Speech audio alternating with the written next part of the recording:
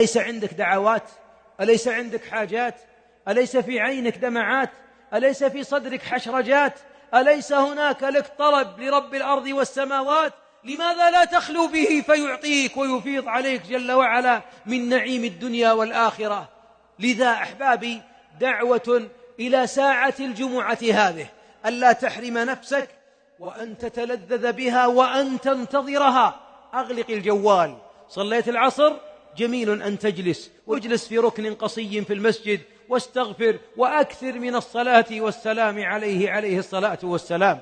ذاك الذي لا يرفع دعاؤنا إلا إذا صلينا عليه صلى الله عليه وسلم، وحث الحبيب في يوم الجمعة أن نصلي عليه وصلاتنا معروضة عليه. ثم إذا أذن المغرب انظر ماذا كسبت وانظر ماذا كسب من خرج بعد صلاة العصر.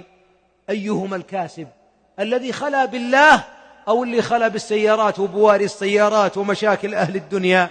مسكين ذاك الذي استبدل الخلوة بالله بأن خلا بنفسه فأتى الشيطان معه ووسوس له، أو خلا بمشاكل دنياه.